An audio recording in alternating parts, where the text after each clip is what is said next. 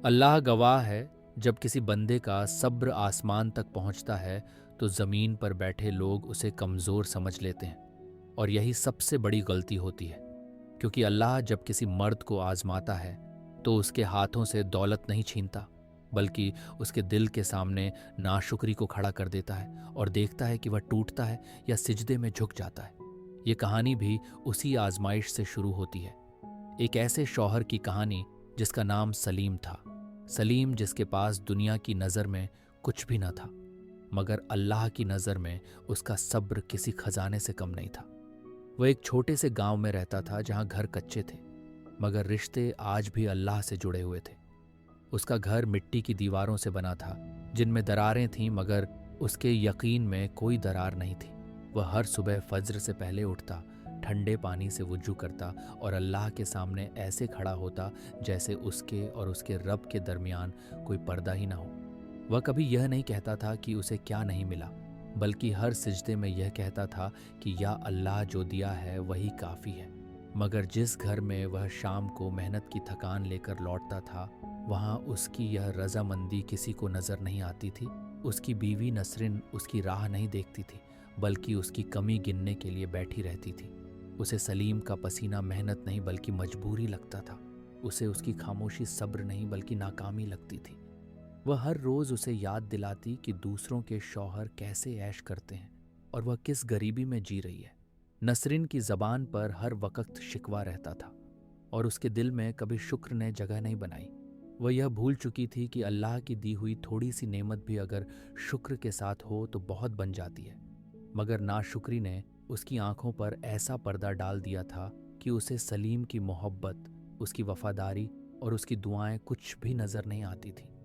सलीम हर ताना सुनता था, हर इल्ज़ाम अपने सीने में उतार लेता था, मगर जवाब नहीं देता था, क्योंकि वह जानता था कि जो मर्द अल्लाह पर भरोसा करना सीख ले, वह लोगों से बहस नहीं करता। वह रात को देर तक जागता नहीं था, बल्कि सिजदे में देर तक पड़ा रहता था और बस इतना कहता था कि या अल्लाह, मेरे सब्र को मेरे खिलाफ न जाने देना।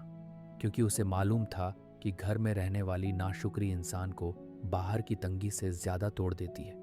वक्त गुजरता गया और नसरिन की बातें जहर बनती गईं। वह हर दिन अपने शौहर को थोड़ा थोड़ा मारती रही, बिना यह जाने कि अल्लाह टूटने वाले नहीं बल्कि सब्र करने वाले दिलों के साथ होता है।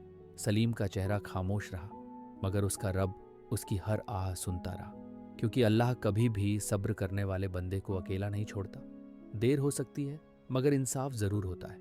और यही यकीन सलीम को हर रोज़ बिखरने से बचाता रहा, क्योंकि उसे मालूम था कि नाशुक्री का अंजाम हमेशा खाली हाथ होता है और सब्र का रास्ता चाहे मुश्किल हो, मगर मंजिल अल्लाह खुद तय करता है। और यहीं से इस कहानी का वह सफ़र शुरू होता है, जहाँ एक औरत की नाशुक्री और एक मर्द का सब्र आमने सामने खड़े होने वाले थे, और फैसला ज़मीन पर नहीं बल्कि आसमान में लिखा जा चुका था।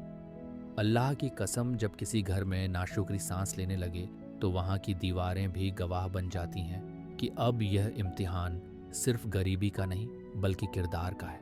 और सलीम के घर में भी यही हो रहा था। हर दिन वही सूरज उगता था, वही मेहनत होती थी, वही थकान लौटती थी, मगर फ़र्क सिर्फ इतना था कि सलीम का सब्र बढ़ता जा रहा था और नसरिन का ज़हर। वह सुबह उठते ही दूसरों की जिंदगियों का हिसाब लगाती।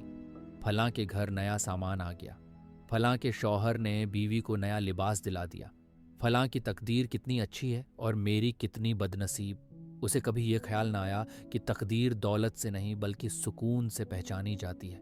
सलीम जब घर में दाखिल होता तो उसकी आंखें सुकून ढूंढती, मगर सामने शिकायतों का तूफान खड़ा होता। नसरिन उसके हाथों की लकीरों को देखती और कहती कि इन हाथों में कुछ नहीं लिखा। उसने कभी उन हाथों को चूमा नहीं जिनसे वह रोजी कमाता था। उसने कभी उस पीठ को सहलाया नहीं जो दिन भर बोझ उठाती थी। वह बस बोलती रही और सलीम सुनता रहा, क्योंकि वह जानता था कि अगर वह भी बोल पड़ा तो घर नहीं बचेगा। वह जानता था कि औरत जब नाशुक्री की आग में जल रही हो तो मर्द का सब्र ही उस आग को फैलने से रोकता है। मगर नसरिन की बातें अब सिर्फ तानों तक सीमित नहीं रहीं। उसके दिल में दूसरों की जिंदगी की चाहत ने ऐसी जड़ पकड़ ली थी कि वह अपने शौहर को एक बोझ समझने लगी थी। वह सोचने लगी थी कि अगर सलीम की जगह कोई और होता तो उसकी जिंदगी बदल जाती। और यही सोच इंसान को अंधा कर देती है। सलीम ने यह सब महसूस किया, मगर उसने अल्लाह से शिकायत नहीं की। वह हर रात नम आंखों के साथ सिजदे में गिर जाता और कहता कि या रब, अगर मेरा सब्र तेरी नज़र में कबूल है तो मुझे और दे दे, मगर मेरे दिल में कड़वाहट ना आने देना। क्योंकि वह जानता था कि कड़वाहट इंसान को तोड़ देती है और सब्र इंसान को तराश देता है। गांव के लोग सलीम की खामोशी को उसकी कमजोरी समझने लगे थे। कुछ उसे नसीहत देते, कुछ मजाक उड़ाते, कुछ कहते कि मर्द वही होता है जो बीवी को काबू में रखे।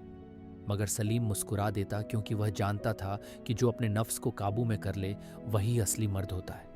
नसरिन अब खुले आम सलीम की बेइज्जती करने लगी थी, महफिलों में, रिश्तेदारों के सामने, पड़ोसियों के बीच, और हर बार सलीम का सिर झुक जाता, मगर उसका यकीन औरा सा भी नहीं हिलता। वह जानता था कि अल्लाह सब देख रहा है।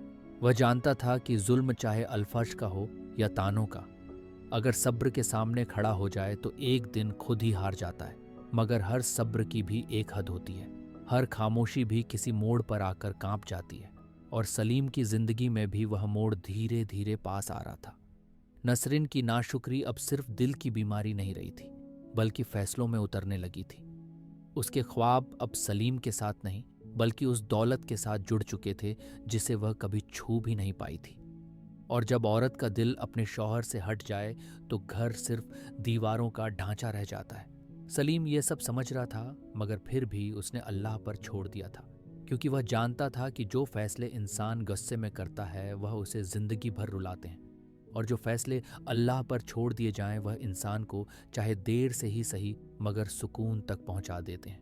और यही वह वक्त था जब नसरिन की नाशुक्री और सलीम के सब्र के दरमियान टकराव अब टलने वाला नहीं रहा था। क्योंकि जब अल्लाह किसी कहानी को अंजाम की तरफ ले जाना चाहता है तो किरदारों के दिलों में बेचैनी पैदा कर देता है, और उस बेचैनी ने अब सलीम के घर में भी दस्तक दे दी थी। अल्लाह जब किसी इंसान को समझाना चाहता है तो उसे डांट से नहीं बल्कि हालात से समझाता है, और सलीम के साथ भी यही हो रहा था। उसकी खामोशी अब सिर्फ सब्र नहीं रही थी, बल्कि एक खुली हुई किताब बन चुकी थी जिसे हर कोई पढ़ रहा था, मगर समझ कोई नहीं पा रहा था। नसरिन के दिल में जो आग जल रही थी वह अब उसके फैसलों में झलकने लगी थी। उसकी बातें सिर्फ तानों तक सीमित नहीं रहीं, बल्कि नीयत में उतर गई थी। और यही वह जगह होती है जहां इंसान को खुद से डरना चाहिए, क्योंकि जब नाशुक्री दिल में घर कर ले तो इंसान अपने ही सुकून का दुश्मन बन जाता है। सलीम ये सब देख रहा था, मगर फिर भी उसने अल्लाह पर भरोसा छोड़ा नहीं।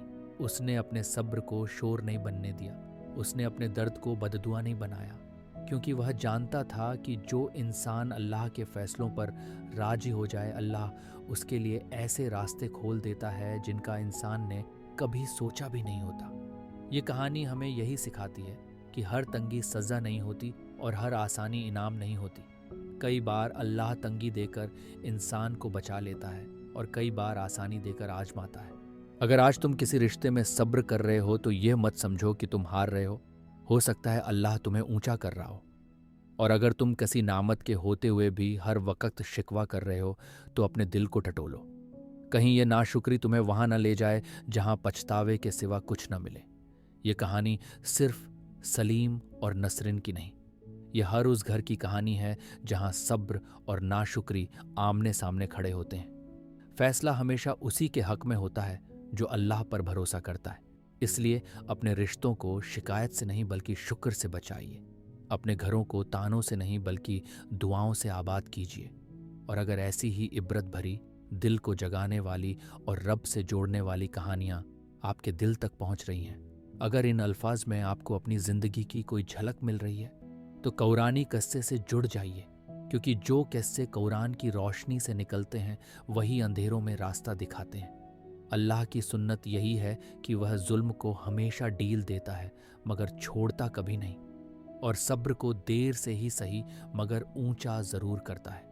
सलीम की जिंदगी में भी वही हुआ जिसका उसे यकीन था। वक्त ने करवट बदली और हालात ने वह रंग दिखाया जो नसरिन ने कभी सोचा भी नहीं था। जिस दौलत के ख्वाब ने उसके दिल को अंधा कर दिया था, वही दौलत उसके लिए सबसे बड़ी सजा बन गई। क्योंकि जो इंसान शुक्र नहीं करता उसे मिलने वाली नेमत भी बोझ बन जाती है। नसरिन जिन रास्तों पर सुकून ढूंढने निकली थी वहीं उसे जिल्लत मिली, और जिस घर को उसने तंगी समझकर छोड़ा था वही घर सलीम के सब्र की वजह से रोशनी से भर गया। सलीम ने कभी बदला नहीं लिया। उसने कभी यह साबित करने की कोशिश नहीं की कि वह सही था, क्योंकि उसे पता था कि अल्लाह जब इंसाफ करता है तो किसी गवाह की ज़रूरत नहीं होती। उसने हर मुश्किल के बाद सजदा किया, हर आसानी के बाद शुक्र अदा किया, और यही वजह थी कि अल्लाह ने उसके लिए वह दरवाजे खोले जिनके बारे में उसने कभी ख्वाब भी नहीं देखा था। ये कहानी हमें सिखाती है कि रिश्ते मांगों से नहीं बल्कि कुर्बानियों से चलते हैं। बीवी अगर शुक्र करना सीख ले तो घर जन्नत बन जाता है, और शौहर अगर सब्र कर ले तो वही घर अल्लाह की रहमत का ठिकाना बन जाता है। याद रखिए, नाशुक्री सिर्फ अल्फाज नहीं होती, बल्कि एक ऐसा जहर है जो सबसे पहले अपने ही दिल को मारता है। और सब्र सिर्फ चुप रहने का नाम नहीं बल्कि अल्लाह पर पूरा भरोसा रखने का नाम है। अगर आज आप किसी रिश्ते में टूट रहे हैं तो यह मत भूलिए कि अल्लाह टूटे हुए दिलों के साथ होता है, मगर शर्त यह है कि दिल शिकायत से नहीं बल्कि दुआ से भरा हो। अपने घरों में अल्लाह का जिक्र जिंदा रखिए, अपने लहजे में नरमी लाइए, और अपनी ज़िंदगी में जो भी है उस पर शुक्र करना सीखिए, क्योंकि जो इंसान आज शुक्र नहीं करता वह कल पछतावे के सिवा कुछ नहीं पाता, और जो आज सब्र कर लेता है अल्लाह उसके कल को ऐसी इज्जत देता है कि लोग हैरान रह जाते हैं। यही इस कहानी का आखिरी पैगाम है कि सब्र कभी जाया नहीं जाता और नाशुक्री कभी बेअंजाम नहीं रहती। फैसला हमेशा अल्लाह का होता है और वही सबसे बेहतर फैसला करने वाला है। अगर आपको ये किस्सा दिल तक पहुंचा हो, अगर इन अल्फाज में आपको अपनी ज़िंदगी की कोई झलक नज़र आई हो, तो कुरानी किस्से को सब्सक्राइब कीजिए, क्योंकि कुरान से निकले किस्से ही दिलों को बदलते हैं और ज़िंदगियों को सही रास्ता दिखाते हैं।